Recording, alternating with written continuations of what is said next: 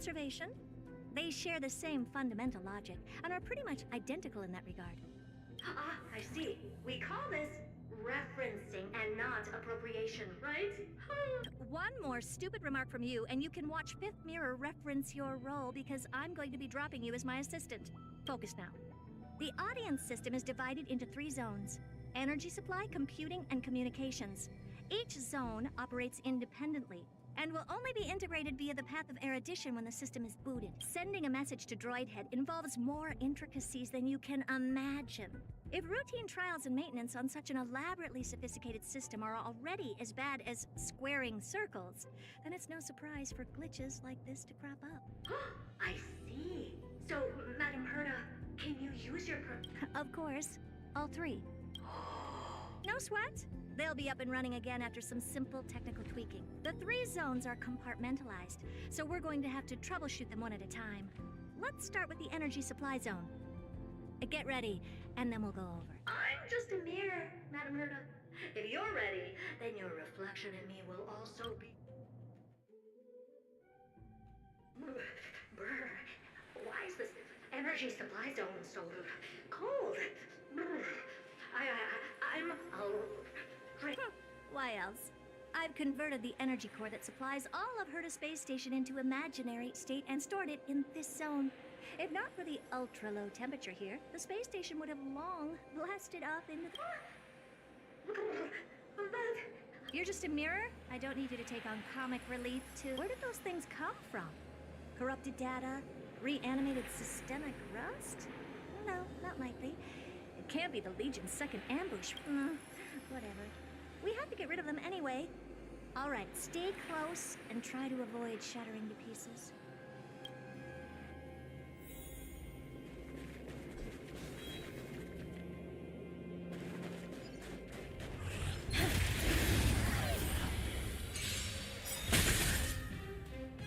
What's wrong?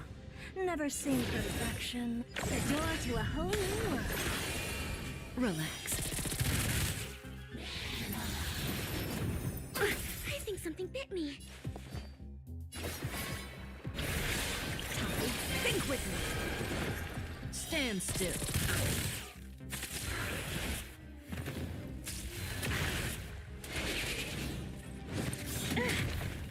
Cut in the net.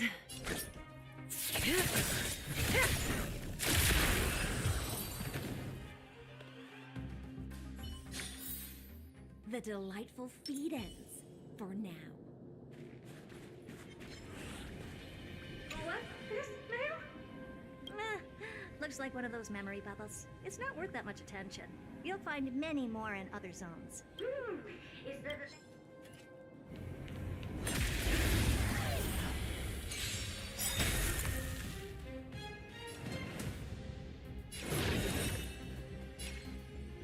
You've just got to expand your thinking. Relax.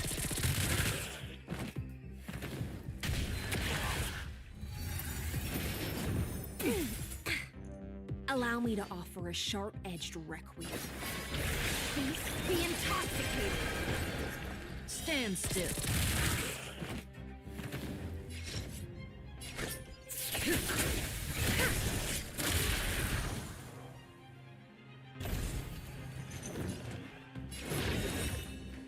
The door to a whole new world. Relax. Curiosity is endless. The answer is nothing but a void.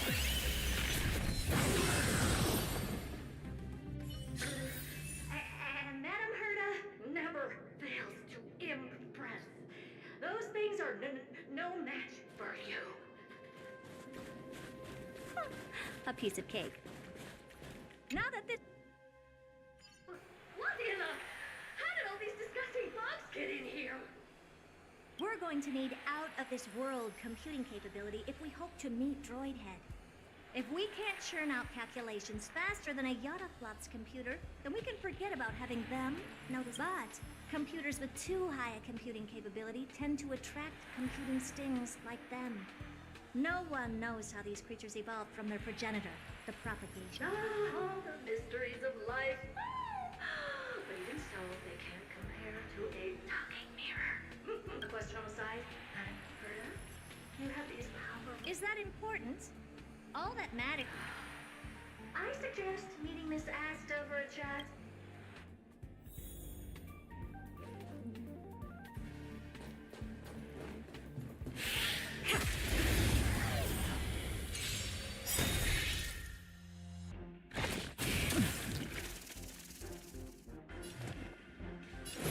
You've got to expand your thinking. Stand still. Almost. Careful. Don't. Think with me. Relax.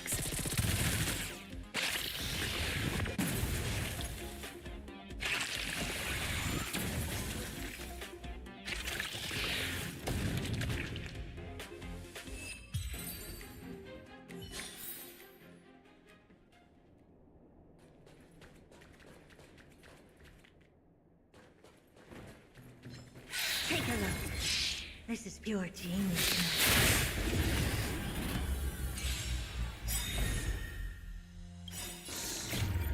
Stay in this endless revel of this. Your thighs drop. Stand still. Good times never last. Time to say bye. Boom.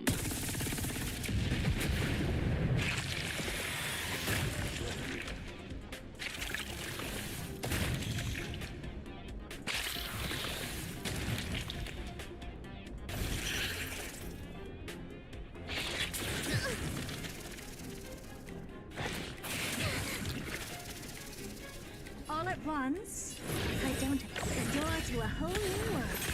Relax.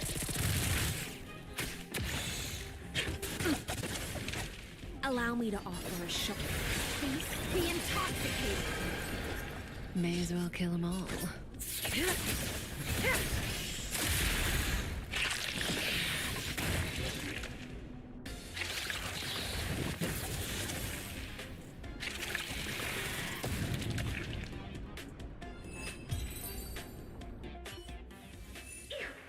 Help me!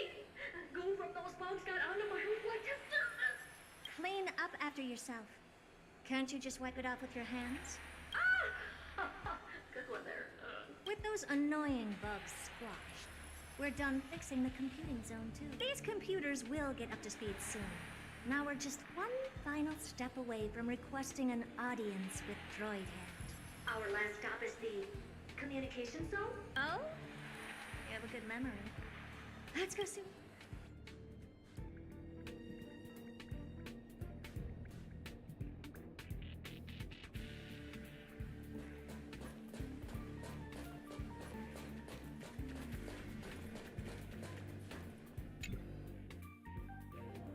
What's all this?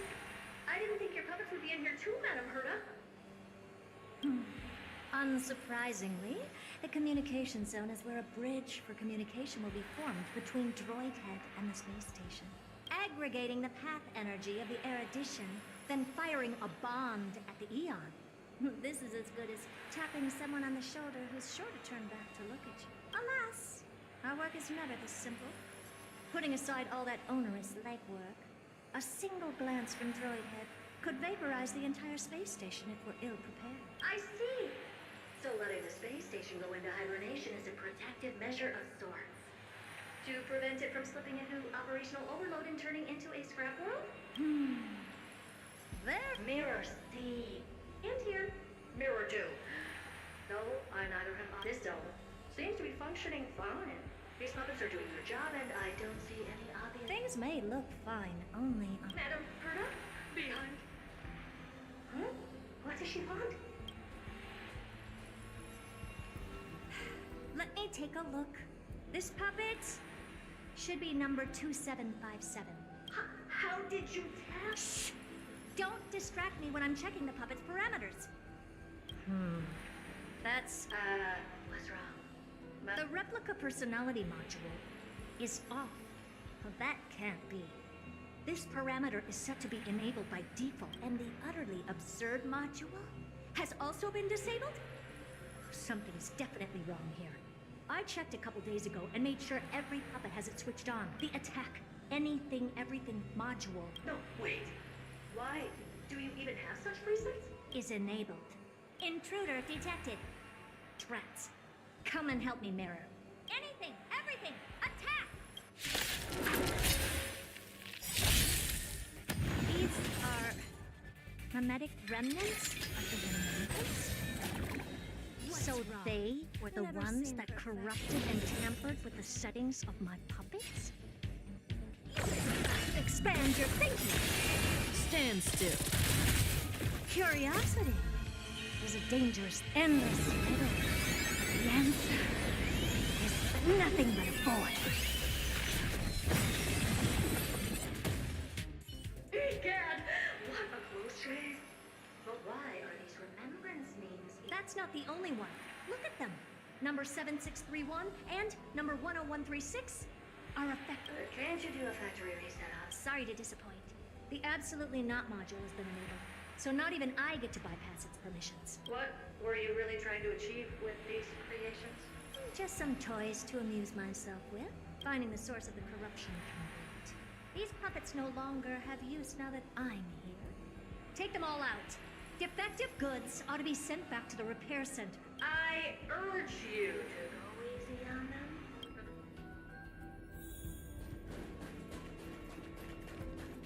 Is that it?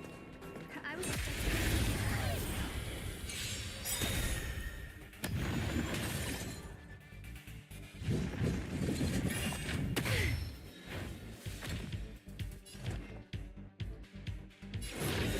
The door to a whole new world.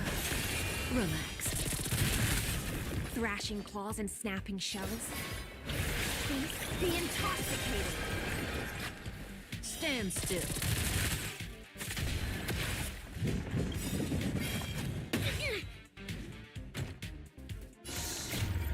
In this endless realm of the abyss, your cries rise.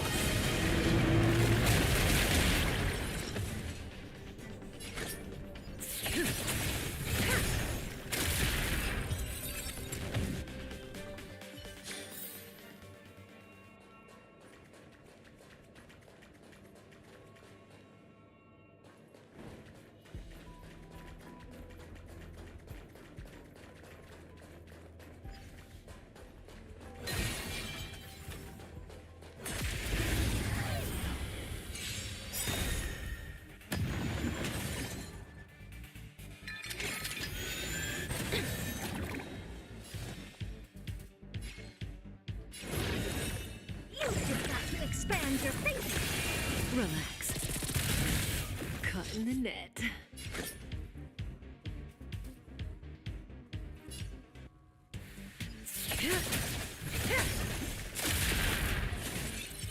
Commencing research. Stand still. Careful. Don't let that silent wave. Think with me. Relax.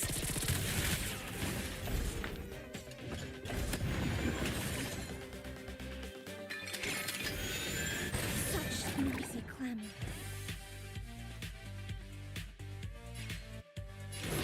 The door to a whole new world. Curiosity is an endless riddle. The answer is nothing but a void.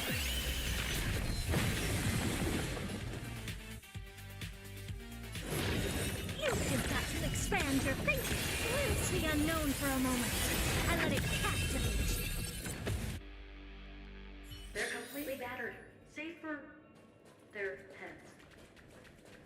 Well, never strike someone in the face. The same goes for puppets.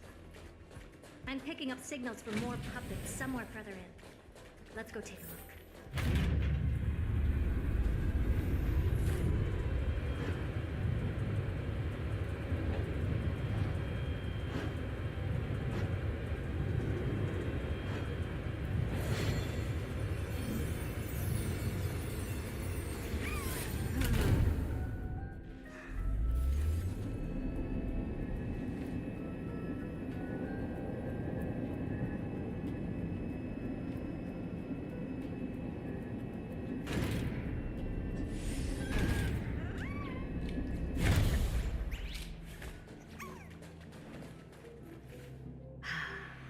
Number 0988.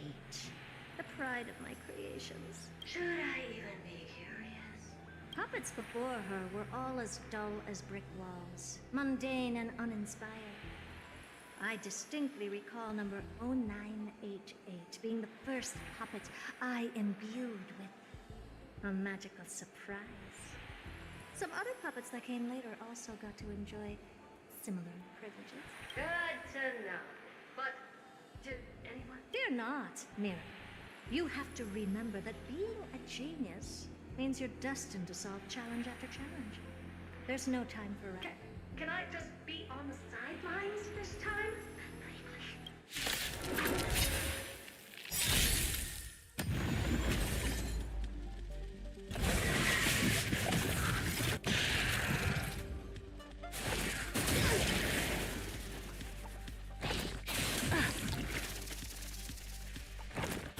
Didn't hurt.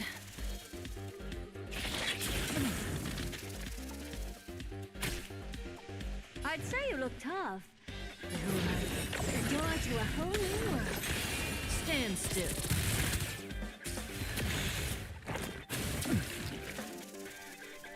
Careful.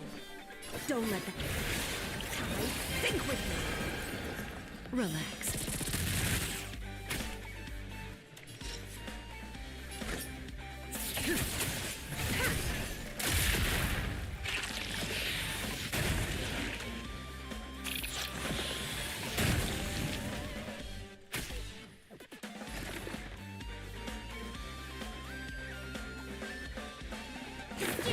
Coming through!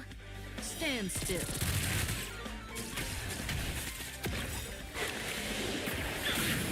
Stop the bleeding! Good times never last. Time to say bye.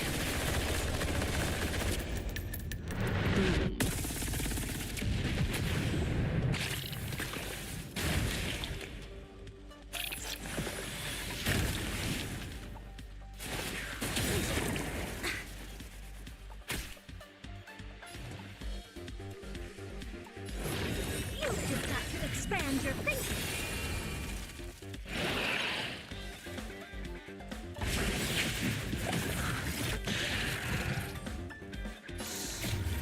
Stay in this endless realm of the abyss. Your cries rise. Curiosity is an endless riddle. The answer is nothing but void.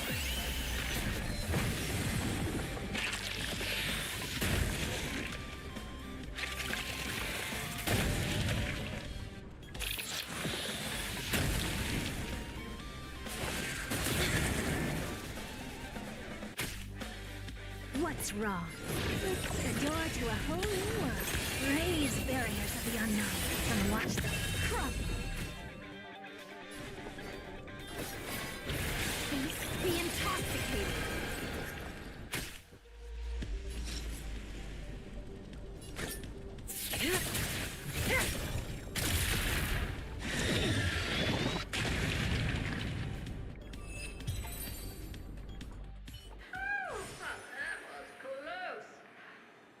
Don't be melodramatic. Working even a single brain cell of mine to take out foes like her is an outright waste. I take it we've taken care of the problems in all... Not yet. There's something else we need. It seems we've had a little tag-along all this while. You've got quite the sharp eye, Madam Herta. Would you like us to help? Sure. Go ahead and summon the whole team forth, Mira. Considering the gravity of our endeavor, we can't allow a little thief to spoil the show.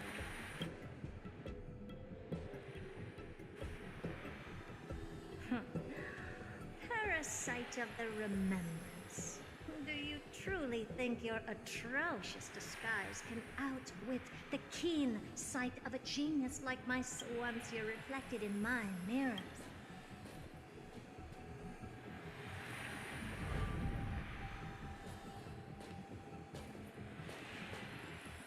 You can forget about escaping. Oh dear, this is bad. Right, stay alive, and again, I can strive. Retreat into the memory zone for now. I can always regroup and try again. Someone hasn't been paying attention. Didn't hear me, did you? For those petty tricks of yours. Do you actually think you can slip away right under mine? Herta.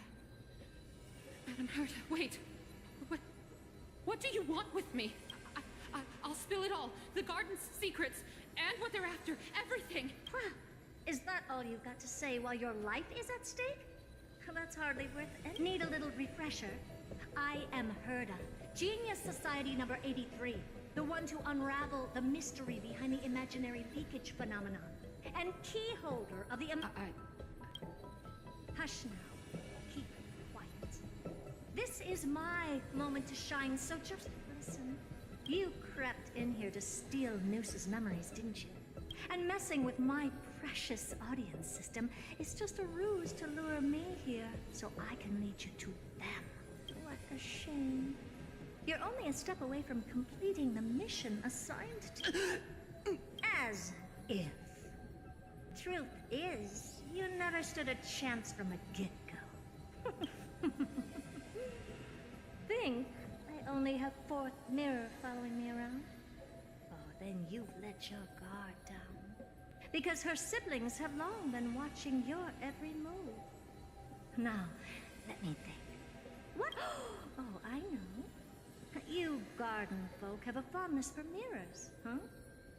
How about letting you enjoy some quality time with your favorite object? A mirror. As for the length of your punishment, let's keep it mildly punitive. How about 100th of a lifetime? That should be enough for some serious... Oh, cheer up. You can still do your part for this world while trapped in a mirror. For all you know, your weak path energy could just help me get Droid Head looking this way. Oh, I should make myself clear. When I said 100th of a lifetime, I meant my lifetime. At long last, we can finally be at ease now that we've nipped those problems in the bud. Oh, cut that out! Those weird noises make me seem like I got a few screws loose. Put that little thief to sleep for now. We can decide her fate later. Oh, sweet and venerable Madam Herta, when did... The audience system has been rebooted. This is after all that I have done to reach you, Droid Head. You better not snub me.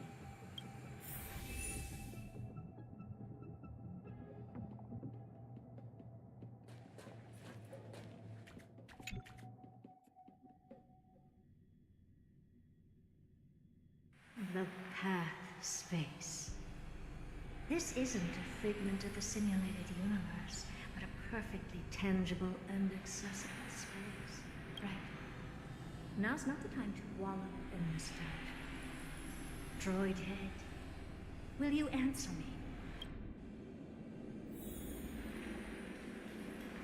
Madam Herta, we picked up some voices from the space.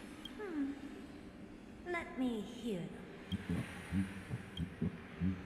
Is this binary arithmetic? Could it be Droid Head?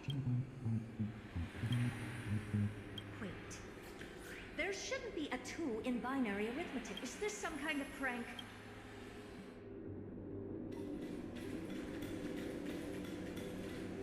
Madam Herta, we're hearing those voices again. What now? What should we do? Keep your cool, second mirror. What did they say this time? Door? Locked? No. This isn't the voice of the path at all. What in the world is going on?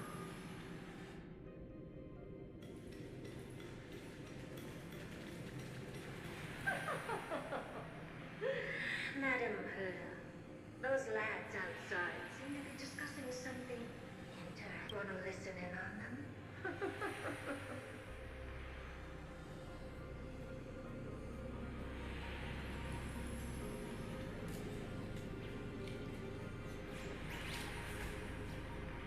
Third mirror. Stop that nightmarish cackle. It's giving me goosebumps. Wait. Did you say those lads outside? What?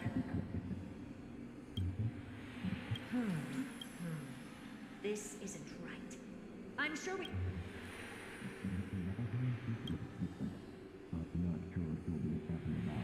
Wait! Stop!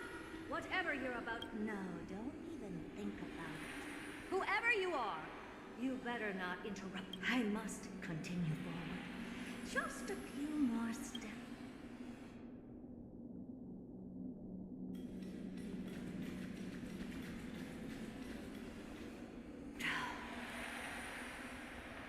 Is something wrong, Madam Herta? No, it's nothing. I was... Madam Herta? I think you'll want to listen to the voices from beyond this space. Wait. What are they? Is this the ridiculous? Hoping to stop me with such cheap parlor tricks? Not a chance.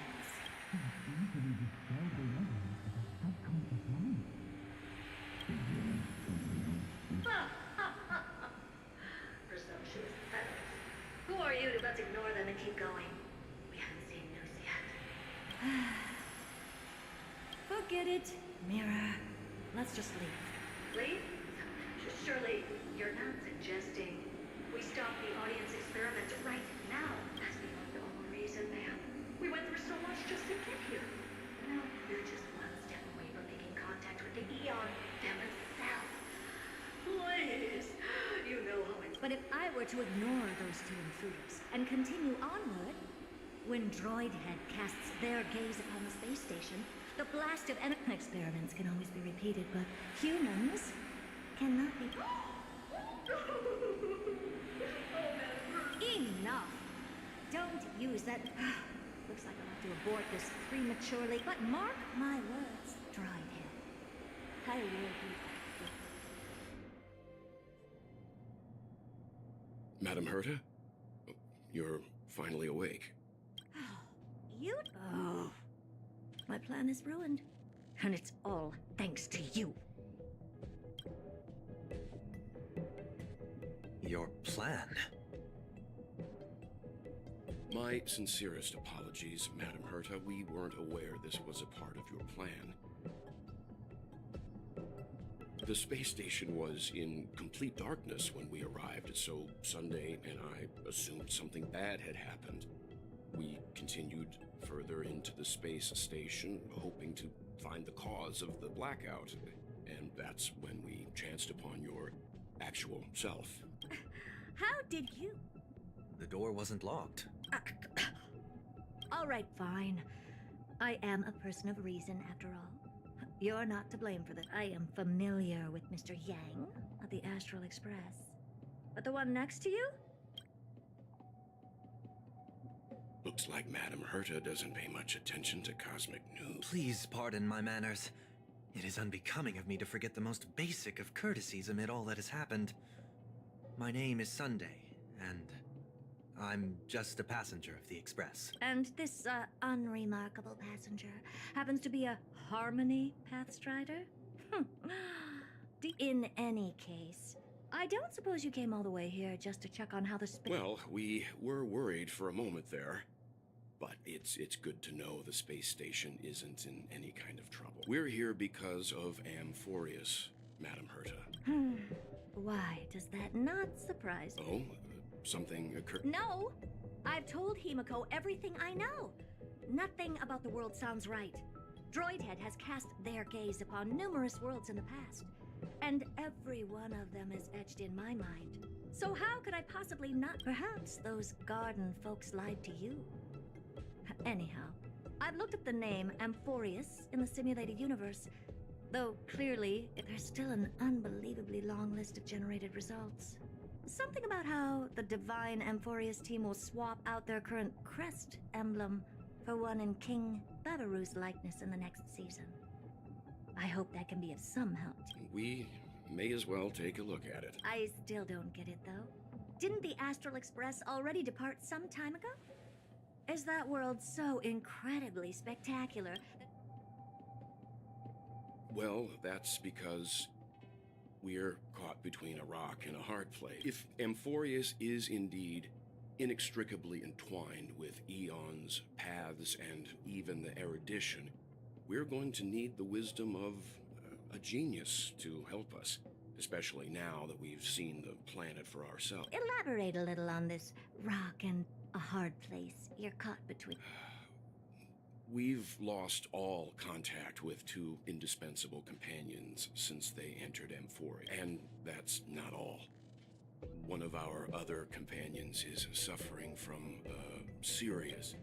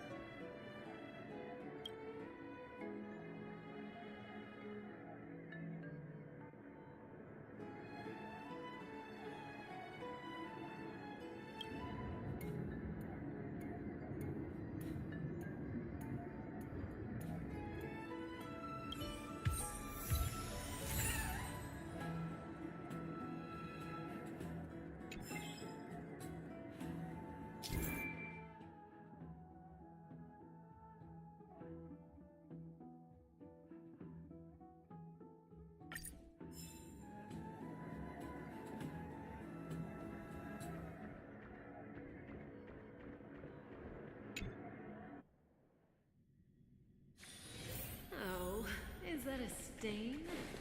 I like this coat. O Majesty of the 12 Titans, pillars of the world, we seek your divinity to mend the rift. Your guests are here, Finan. We can begin the ritual now.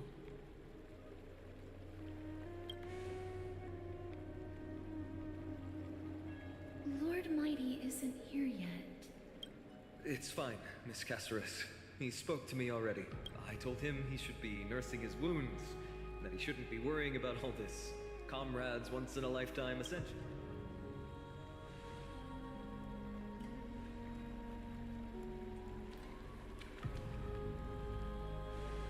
So, I'm ready to begin. Teacher, show him the way forward. Despite the myriad dark and endless nights that have gone by, the guidance of the prophecy is nevertheless as clear and bright as the first ray of dawn. Overthrow the gods, it declared. Restore the core flames, it declared. Bear the divine authority, it declared. Forge miracles, it declared. O prophecy, forgive us for this late tribute. We, Chrysos Eris, have striven to start the flame-chased journey anew over these myriad nights. The seeds we sowed have finally yielded a good harvest. The seventh core flame needed for the miracle that once belonged to the great Lance of Fury, Nikador, shall now be returned by an elected hero of the Chrysos heirs, an upstanding citizen, a valiant warrior, and a noble soul. Please step forward, Finan of Ides Elysia.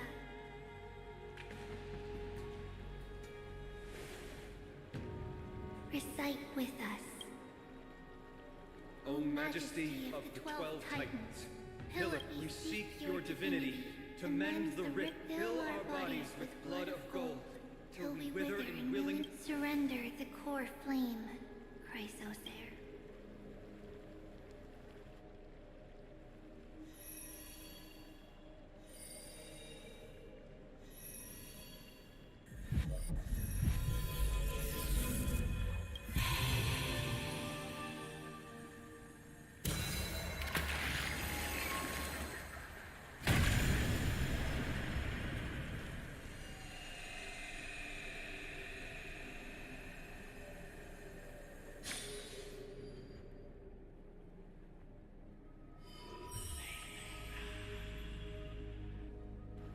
The Lance of Fury's constellation is illuminated.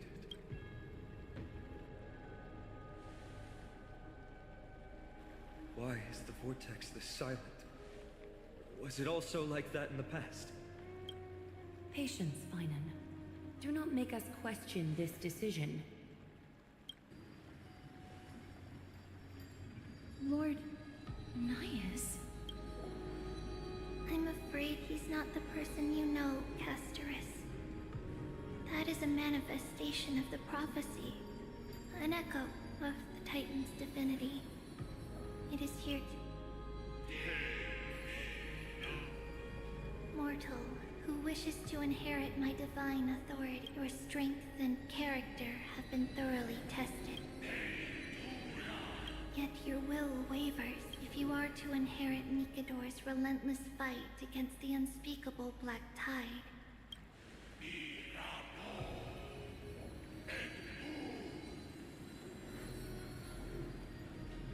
You must accept a trial of divinity, prove that you possess an indestructible will, and vanquish the fears deep in your heart. Vanquish the fears in my heart. So be it. No matter what obstacles you plan to put in my way. For our prophesized tomorrow, I will become the god Amphorius needs. Come with me, Finon of Aegis Elysiae.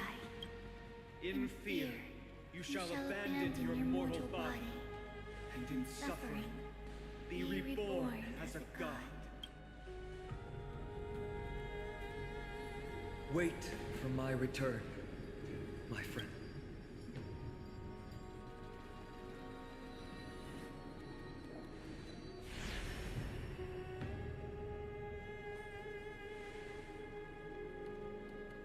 Lord Finon is gone? He has stepped onto the battlefield to fight a campaign that can only be won by him alone. All we can do is wait and have faith.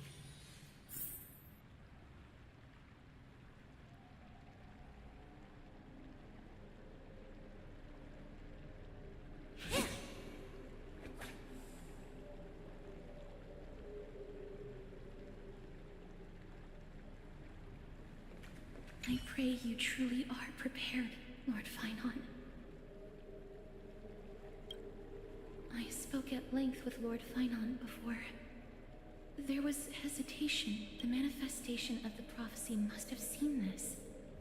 It saw Lord Finon's heart waver wherever he is, whatever he is fighting. I pray he makes it through this test.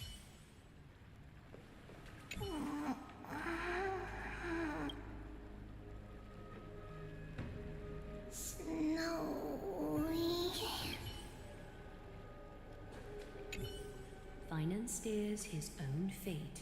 If he can conquer his fear and return as a demigod, we will be one step closer to the miracle that the prophecy promised. That would mean his time hasn't come yet, and that there is a more arduous mission for him to see through. You must have noticed by now. Every Chrysos heir here bears a flaw of sorts. Be it the curse of immortality, or the constant erosion of their humanity, or... But not Finan. He is a Chrysos heir without flaw. A perfect vessel for divinity. There will come a day when he leads everyone we have left, through the gates of the miracle. Still too late, huh? The constellation of the Lance of Fury is already illuminated. That must mean... The Coreflame has been surrendered. The Lord Finon's test isn't over yet. The prophecy sent an ambassador. They acknowledged Lord Finon's strength and character, but had doubts about his strength of will. He must conquer his fear and prove himself to the prophecy. I was right to be worried. I want to formally thank you, outsiders. Were it not for your aid, our campaign against Nikador would have been 100 times more arduous. Kremnoans revere strength and military might. But not me. They don't know yet? That guy has always been tormented by his past. I may not be the right person to tell you about him, but you must know his past if you are to continue fighting alongside Finon. Lord Mighty, please allow me. Very well. Before he was chosen by the prophecy, Lord Finon had everything taken away from him. His home, his family, his close friends. Everything he once swore to protect. He became a hollowed shell in his youth, and the blazing flames of vengeance were the only thing sustaining him. The prophecy gave him a new mission, granting him a new life as a Chrysosair. But which is more important to him? His new mission, or his desire for revenge? I'm afraid only he knows. No. Perhaps he himself is still struggling to get to an answer. I acknowledge his strength, but fear is something not even the sharpest of swords can cut through. I hope you've toughened your resolve, Deliverer. Only a will as tough as stone can shatter the darkest nightmares. Is something wrong? Ugh, don't keep me in suspense. Come on. I just wanted to get a reaction out of you. Alright, I'll tell you. This card is the Deliverer. Deliverer? What does that mean? The interpretation is really long. All you need to know is, this card means you'll be a hero, worshipped by all. You will protect this world and save it. But What's the matter? I don't want to be everyone's hero. I just want to stay in this village with everyone I know. Grandma and Grandpa said the outside world is full of bad people. That's why they're always at war. Who wants to save bad people like them? I can be a hero, but Well, little hero, if the day comes for us to say goodbye to ID Silizii, could you become a deliverer? do I have to? If something like that happens, someone will have to save the world. Then I'm just teasing you. Don't worry. Are you going home already? If you're not in a hurry, should we go play with the fairies again? fairies. Okay, I love playing with them. I'll win back the wooden sword I lost to them. Look at how excited that got you. May this world never have need for a deliverer.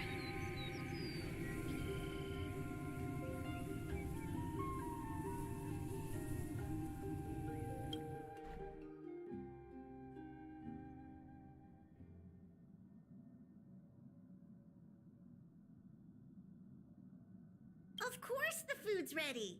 March isn't feeling well, so Pom-Pom has specially prepared the conductor's special bland meal that'll be easy on her. Can you bring it to her, Himiko? Nuh-uh! No coffee when she's already feeling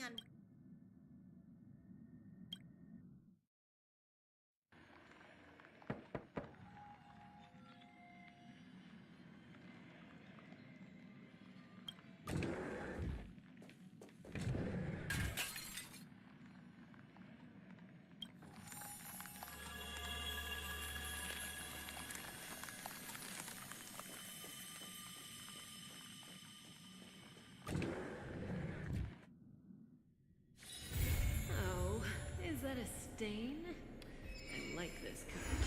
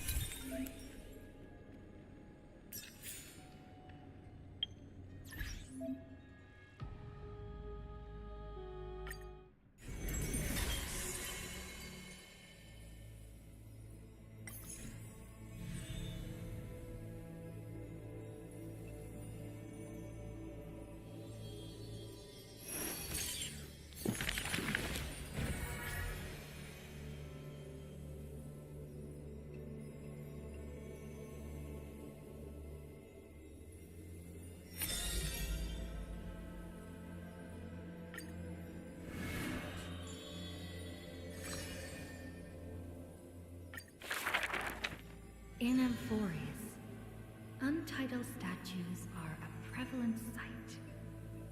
As for the inspiration behind these statues, they are said to be the clay figures that Kefli made at the world's creation. They made clay figures in their likeness, bestowed upon them the breath of life, and allowed the golden divinity of their blood to course through. Thus, the very first mortals roamed the earth, receiving the god's mercy while realizing the sorrows of this world. In front of a statue, the people of the holy city beheld a man, Finan of Ides Elysiae.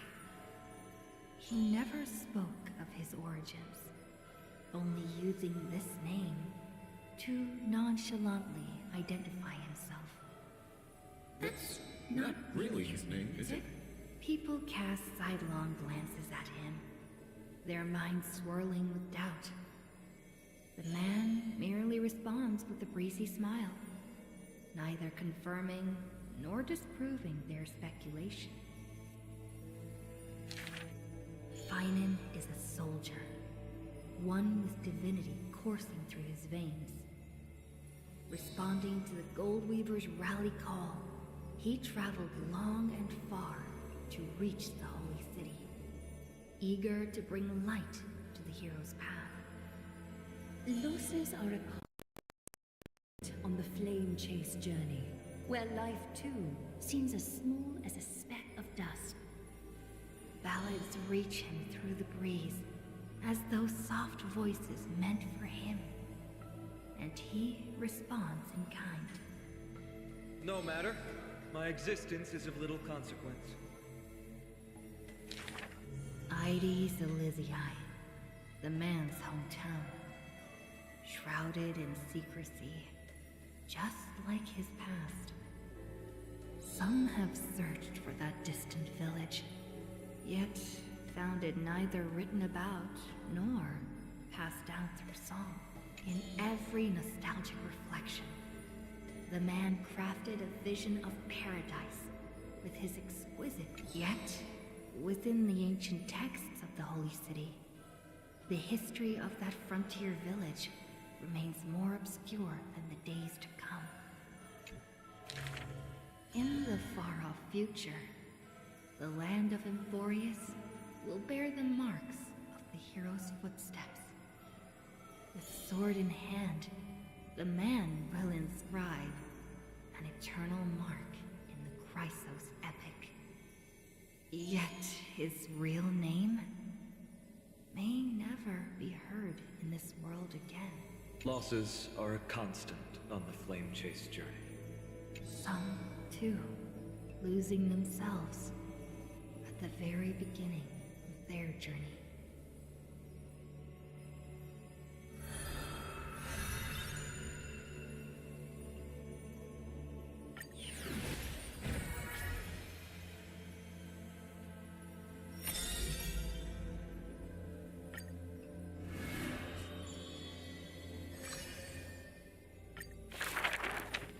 I see a sword that grants death, a shackle of destiny next to the silver-haired girl, worshipped at the Demise's hallow, the sword stained with unknown blood, lying shattered and snapped, the shackle chained pale wrists, dotted in thickening rust. The priest asks with a shaking voice, upon whose fingertips will the butterfly perch? The girl never answers, like death itself, wreathed in silent solemnity.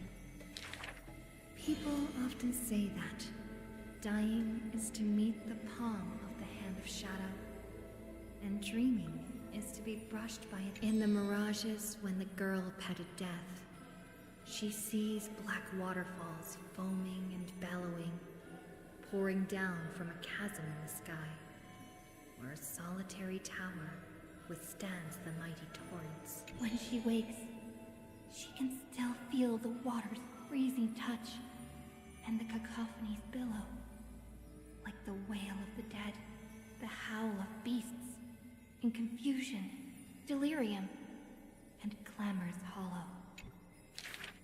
The girl's embrace is not meant for the living. Thousands have entered the eternal sleep in her arms, granting to the dead solace and dignity. She mentions a ferocious warrior, feared in battle. She did not go with a smile, but to me she cursed. Oh, life's end, how ugly you are, how despicable. And from that day on, she adorned herself. Her dress, white as a radiant moon, became always dotted with flowery petals. For if death cannot be avoided, so says the girl, I wish it could contain beauty more plentiful. Among the thousand ceremonies in life and death, the ones she knows with most intimacy are funerals. One burial after another she presided over. From the angelic visage of a babe passed in the cradle, to the despairing eyes of the mother drowning in sorrow. From the scars on a war-battered general's torso, to the unending tears pouring from his bereft widow. Yet, she remembers not a single living human she had seen. Even in the mirror, she thinks her own face strange, with an alien glow. And the countless words buried in forgetfulness. The only thing she manages to glean is a mockery to fate, a sarcastic whistle. Stay alive. When she cast aside the shackles and stepped beyond Idonia, a deja vu most violent seizes her whole. Did she, perchance, conduct some previous escape? Illusions dance across her eyes. She had once drifted in an endless river, then drove her single boat out of the deluge. She had wandered in the battlefield, covered in corpses, then recovered the path. Why must she escape? Over and over again. She now knows the answer and quivers, for it is a ludicrous surmise. The woman embodying death walks this world only because she knows she must stay alive. But alas, at that time she knows not that death is not the end. It is only a butterfly landing on a withered branch, utterly meaningless, profoundly trite.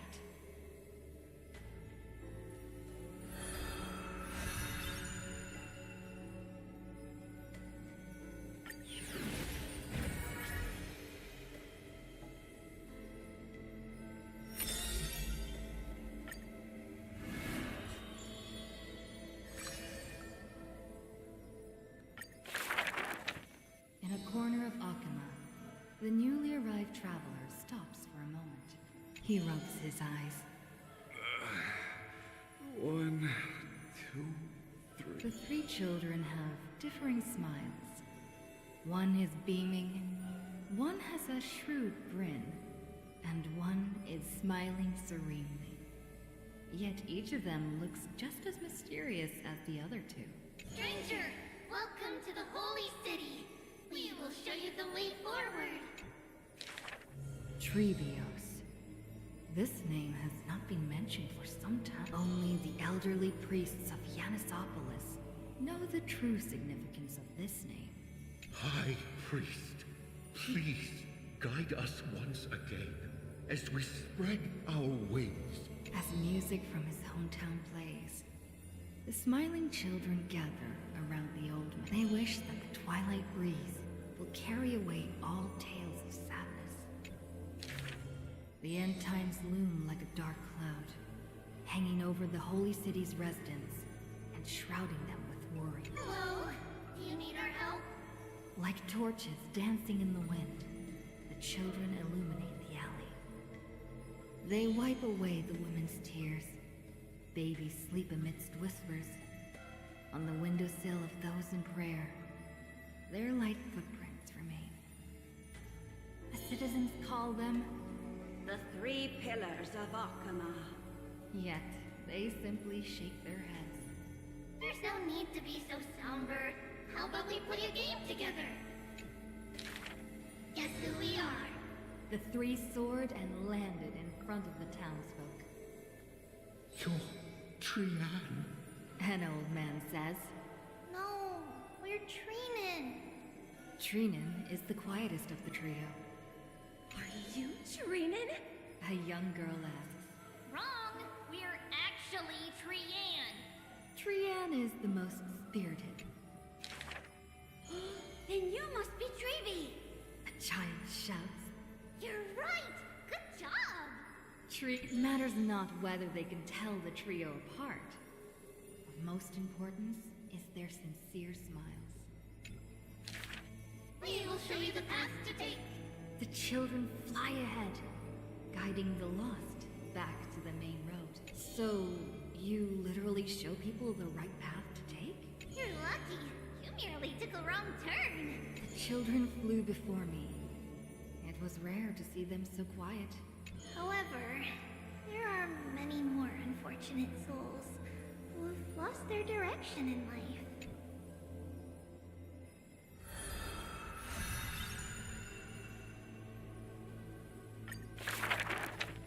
There was once a dying soldier on the battlefield who wished to bid farewell to his lover in a distant city far away.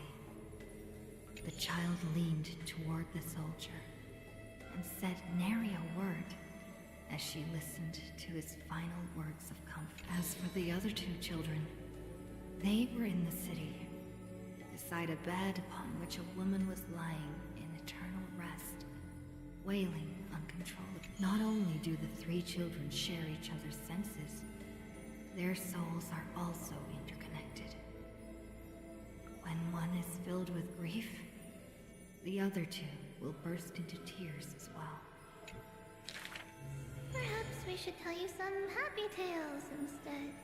The child wipes away her tears of reminiscence. Our greatest talent is performing Amphorius' nursery rhymes. Those nursery rhymes have been told over and over, that any literate child could recite them by heart. How rude! The child gently flicks my forehead.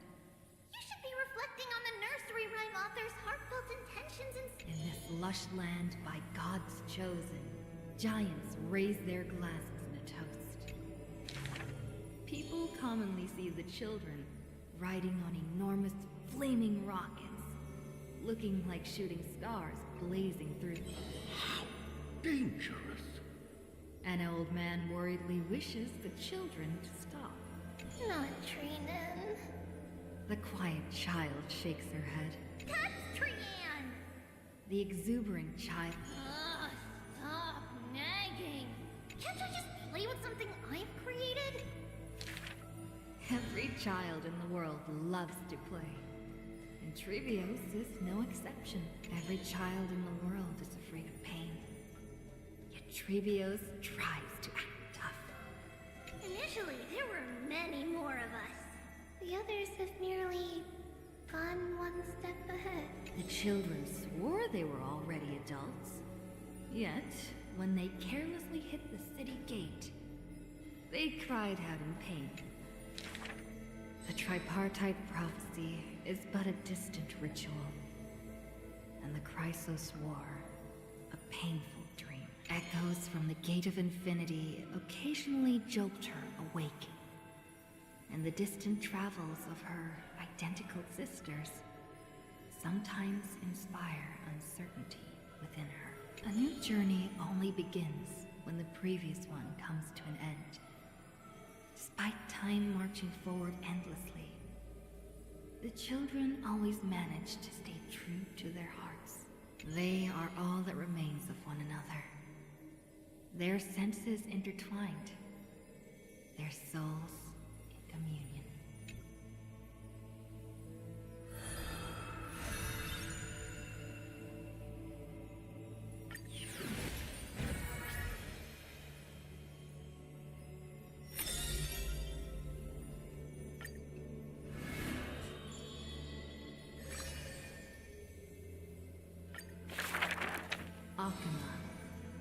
city that warriors look back upon before marching toward the battlefield.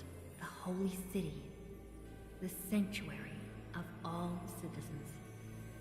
Just as the poets of the city have sung. The epitome of magnificence, unbounded benevolence.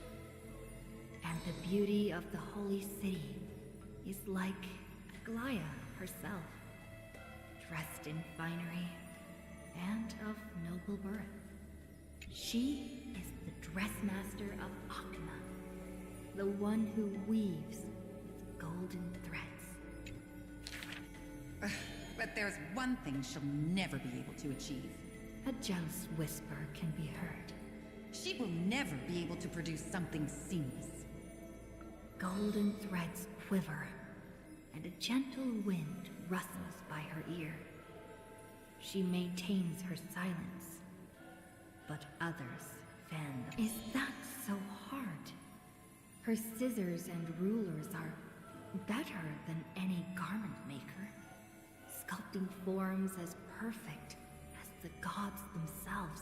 Lady Aglaya, grace our eyes with your most elegant creation. No. Ingratiating words do not sit well with me, nor do duplicitous machinations. Her gaze flits across the stoa, equally regarding every member of the public. They used to wonder, how exactly do her eyes perceive if something is beautiful or not? As with the holy city that's perpetually bathed in light, how do people tell apart cozy mornings and frosty nights? For the Weaver, the answer lies in her golden threads. Golden threads of the goddess of romance now serve as her hands and eyes. The colors of the world, intertwined with the undertones of human hearts, come flooding toward her. These golden threads are no less prideful than the master they now belong to. As long as the thread has form, it is enough to craft seamless finery. Be it stitched finely and tightly, or cut cleanly with a single stroke. Hardly a challenge. None of these pose a challenge.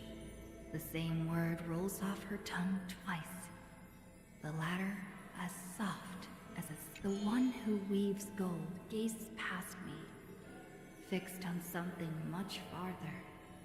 The network of threads that entwine all between the heaven and earth. The only challenge that she relentlessly dedicates herself to. Weaving the fate of Akuma into a flawless, seamless outcome.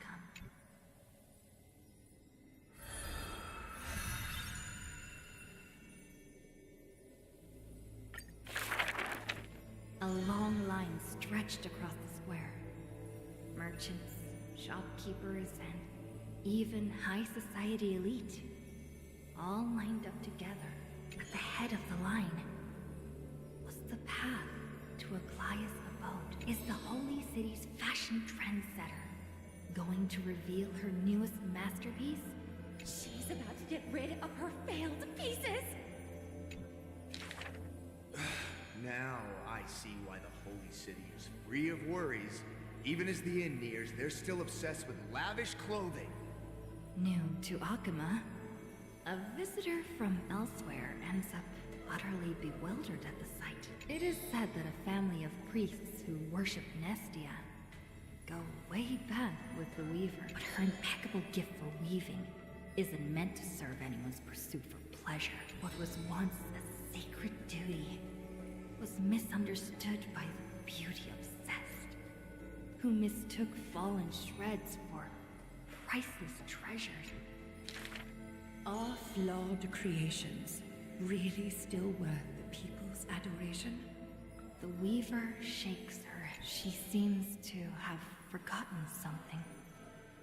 It is precisely the flawed hero who walks ahead of the crowd, who casts a long shadow over the world, and who strides toward everlasting day. There are, nevertheless, People whom the Weaver is willing to sew and tailor for. Her conditions, though. Beauty sharp as a blade, and the relentless pursuit of beauty. Me! I want to be showered with a thunderous ovation and lots of flowers. A melodramatic poet speaks out. I want to stir her emotions. The voice of a blushing young bull. Do I fit the bill? My sister and I are refugees from the Abyss. I want to get a pair of shoes for her. A seated child speaks up. Next to him is a barefooted girl, staying silent, with her head kept low. Unfortunately, gold threads are willful things.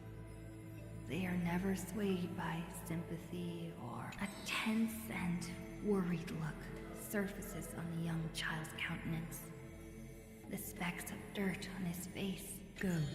The Weaver begins. Go to the 3 children in the city. As messengers of Yanis, they will bring him the shoes.